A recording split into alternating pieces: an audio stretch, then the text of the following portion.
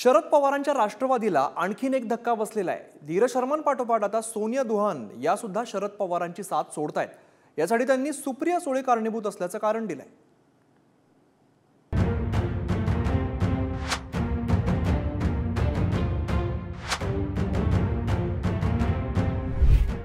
शरद पवारांच्या राष्ट्रवादीला राष्ट्रीय स्तरावर धक्क्यांवर धक्के बसले। आधी शरद पवार गटाचे युवक अध्यक्ष धीरज शर्मांनी अजित पवारांच्या राष्ट्रवादीत प्रवेश केल्यानंतर आता युवक राष्ट्रवादीच्या अध्यक्षा सोनिया दुहान देखील पवारांची साथ सोडणार आहे। आपण लवकरच शरद पवारांच्या राष्ट्रवादीचा राजीनामा देण्याचा निर्णय घेणार असून याला पक्षाच्या कार्याध्यक्षा सुप्रिया सुळे कारणीभूत असल्याचा आरोप सोनिया दुहान यांनी केला।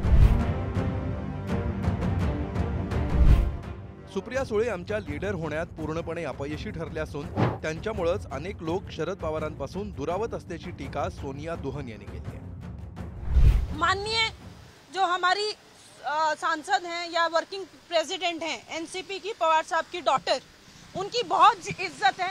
डॉटर होने के नाते से उनकी बहुत इज्जत है, बट मुझे बड़े खेद के साथ कहना पड़ेगा वो हमारी लीडर नहीं बन पाई। सुप्रिया सुळे हमारी लीडर नहीं बन पाई और उनकी वजह से या उनके आसपास के कुछ लोगों की वजह से हमारे जैसे जो एकनिष्ठ लोग हैं, जो पवार साहब के लिए कुछ भी कर गुजरने को तैयार हैं, आज भी वो लोग निर्णय ले रहे हैं और पार्टी को छोड़ छोड़ के जा रहे हैं।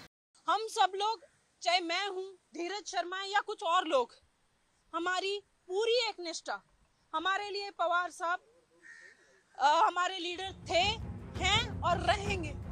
सोनिया दुहान शरद पवारांची साथ सोडून अजित पवार यांच्या राष्ट्रवादीत प्रवेश करणार असल्याची चर्चा राजकीय वर्तुळात रंगू लागली आहे। त्यासाठी सोनिया दुहान यांनी प्रफुल्ल पटेल यांची भेट घेतल्याचं देखील बोललं जात आहे। मात्र आपण कोणत्याच पक्षात प्रवेश करणार नसल्याचं सोनिया दुहान यांनी स्पष्ट केलंय।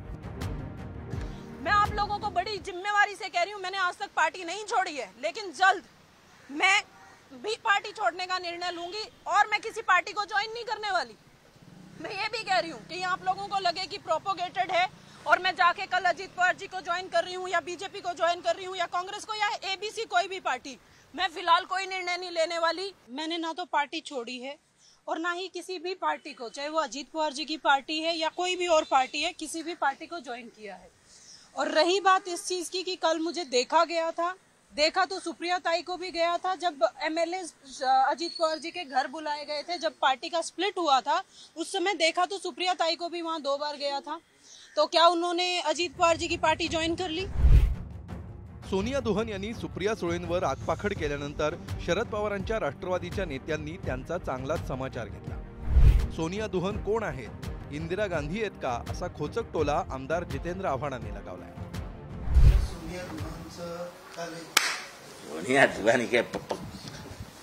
इंदिरा गांधी सुप्रिया सुळेंवर टीकेचे बाण सोडणाऱ्या याच सोनिया दुहान यांना राष्ट्रवादीच्या लेडी जेम्स बॉन्ड असं देखील म्हटलं जातं। कारण 2019 साली अजित पवारांच्या पहाटेच्या शपथविधीनंतर दादांसोबतचे काही आमदार हरियाणा आणि दिल्लीमध्ये लपून बसले होते। यावेळी हरियाणातील गुरुग्राम मधील एका हॉटेलमध्ये लपून बसलेल्या नरहरी झिरवळ, दौलत दरोडा, अनिल पाटील आणि नितीन पवार या आमदारांना सोनिया दुहान यांनी रेस्क्यू करून महाराष्ट्रात आणलं होतं आणि त्यामुळेच अजित पवारांचं पहिलं बंड फसलं होतं।